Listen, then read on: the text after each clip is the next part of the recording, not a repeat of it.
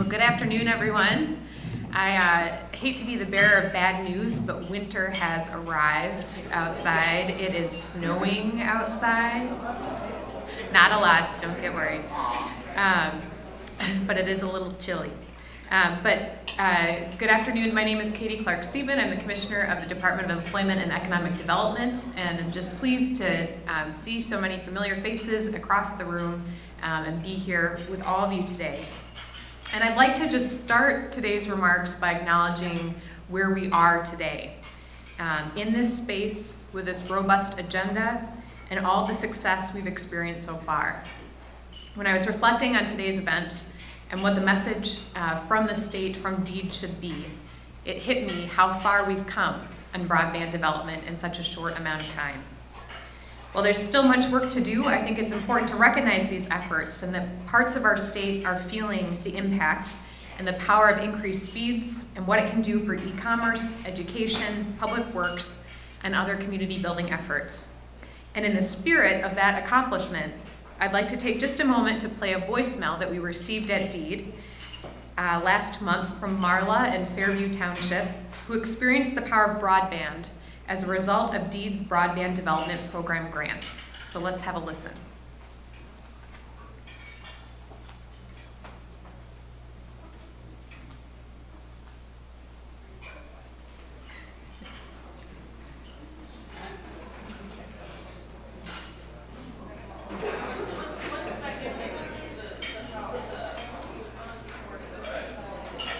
Okay, we just need 1 second.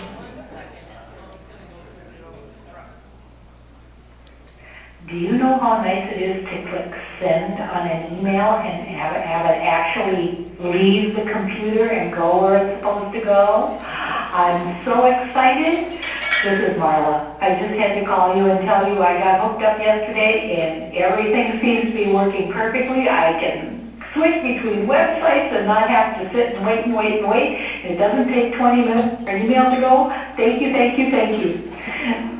I don't know if I ended your message or not, but thanks a lot, Christy. I appreciate all your help. Bye. So Marla is just one example of the 6,000 households who were served by DEED's Office of Broadband Development Grants in our last round that funded 17 projects across the state. The initial grant round had $20 million, which was a historic investment in broadband development that brought Minnesota one step closer to achieving full border-to-border access to high-speed broadband by providing financial support as well as technical assistance to underserved and unserved rural communities. This last legislative session, the state was allocated an additional $10.6 million to continue serving projects that are unserved or underserved. These investments are a reflection of Governor Dayton and Lieutenant Governor Smith's commitment to providing viable broadband service for all Minnesotans. We understand that broadband is an essential catalyst for fundamental and sustainable economic growth.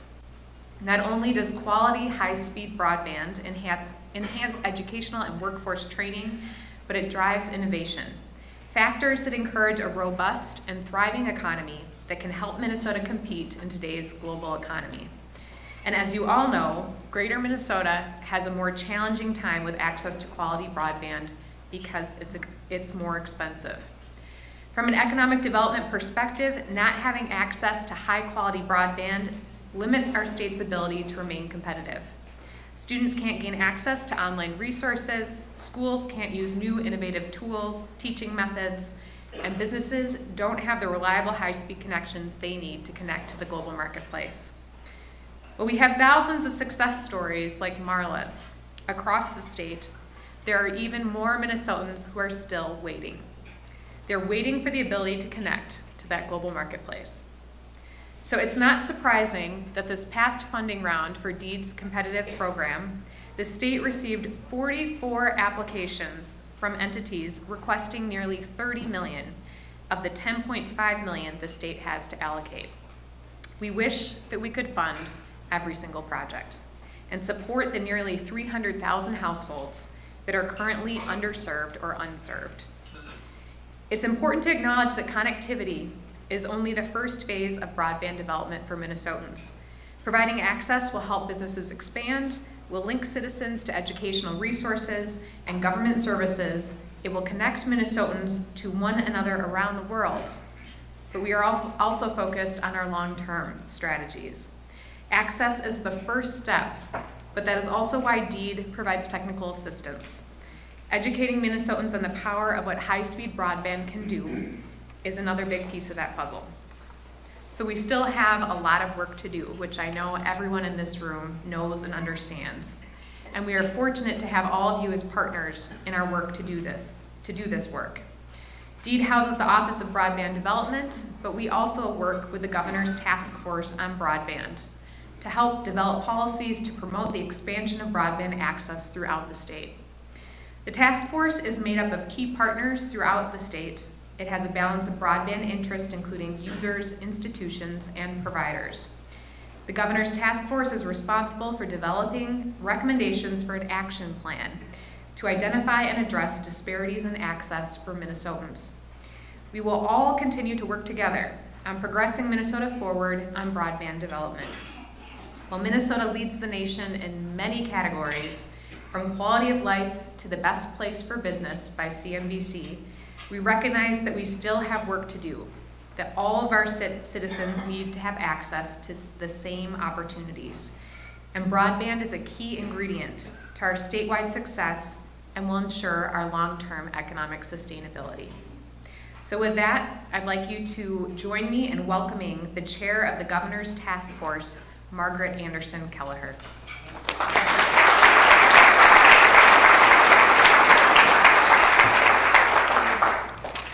Well, thank you, everyone, and it's kind of fun to do a tri-speech as a keynote address, and so each of us are going to take a different part of this. It's a great honor to be with you today. I want to thank Blandon for sponsoring the conference as they've done years before. I think it's a great way to get people together and to bring minds across the state together to think about what could come next.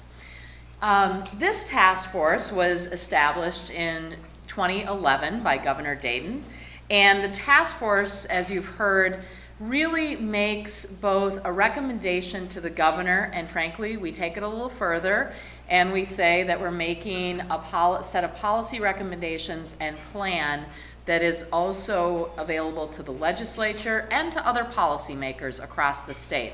We've taken that a little broader, and we think that's important. It really is an action plan around being able to identify where the gaps are, as well as the disparities in access and adoption. And that is kind of our key focus in what we're doing.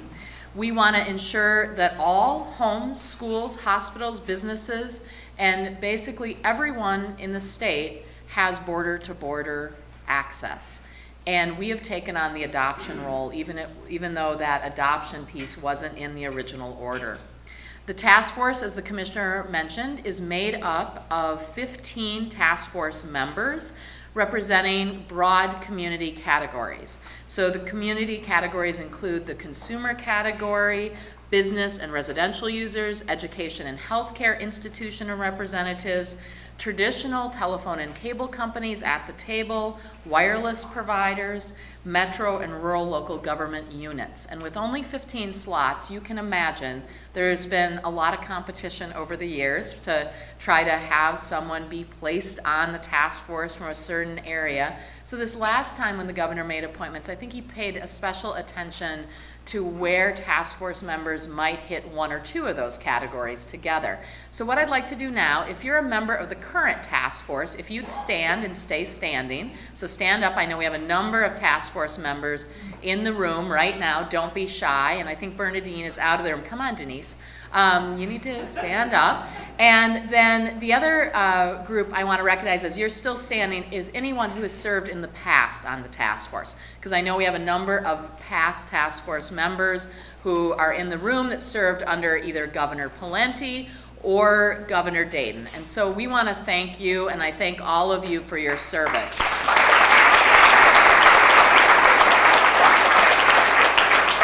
So the task force members essentially serve to the term of the governor, and we just did have a round of reappointments, and we did have some change-outs on the task force. Of course, our focus has been looking at that state broadband goal set in statute in 2010. I always say to people, yes, I was the Speaker of the House when it was set. The only thing I remember about being set was a big fight on the House floor over setting the goal. And then I think, wow, this is amazing, because here we are this many years later, and this has become a major focus of the work that I have been doing in my civic activity. Of course, you've heard this already. We know that access to border-to-border high-speed broadband and connectivity is critical for economic success in Minnesota, and I would say social connection and educational success. We understand that this is the backbone of today's economy, helping to expand opportunity and actually close the gap in many places for economic viability. We have made this significant progress. 5 years ago, we did not have an Office of Broadband. We're so glad that Dana and her team are working together with us. Diane, Jane, and Christine work with us every single day to make sure we try to meet these goals. But we also know we need to do more. There wasn't a border-to-border broadband fund 5 years ago either. And I have to say that we need to keep our eye on the prize and not lose these things now, and not get mired and lost in what we think the perfect is the enemy of the good in terms of improvement. We can always be improving, we always should be improving, but sometimes people love something to death that they want to improve or make better, and in the legislative process can kill it altogether. So I want you to just hear that loudly and clearly, that although you may have a quibble with any particular thing the task force recommends, or the office is doing, or is in the fund, or how the fund is administered, which the task force has nothing to do with, we need to keep our eye on the prize. If we want all Minnesotans connected, then we need to make sure that our oars are rowing in the right direction together. So the highlights include the task force recommending $2.9 million for the biennium for the Office of Broadband Development. The budget actually contained $500,000, but I think they've been able to do a good job with what they've gotten and being able to pull together some other resources to keep things like mapping going and other projects that were originally included in that $2.9 million. The task force has recommended and came up with the number of $200 million for the Broadband Border-to-Border Fund for the previous biennial legislative session. I can't know for sure what we're going to do, but we're in the middle of the biennial session, and I think our inclination is to say we're in the middle of the biennium, and therefore that number still is a number that stands in terms of what is needed, and you've heard a little bit about that today. You've heard what was actually passed this past year for a one-year appropriation, and the last year was nearly 20 million, the previous biennial number. Here's the important part. This border-to-border fund is a perfect place to put one-time dollars of a budget surplus. I'm not sure I want you to believe there's totally $1.87 billion in budget surplus, because that doesn't include things like inflation in the state budget, and I'm a little bit of a budget hawk, so I don't want us to all think, woohoo, there's all this money.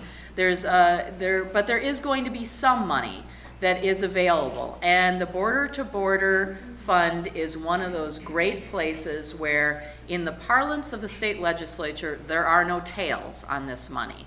There's not expected ongoing spending, and so it's a perfect place to, frankly, make an investment that's going to make a difference in the lives of Minnesotans.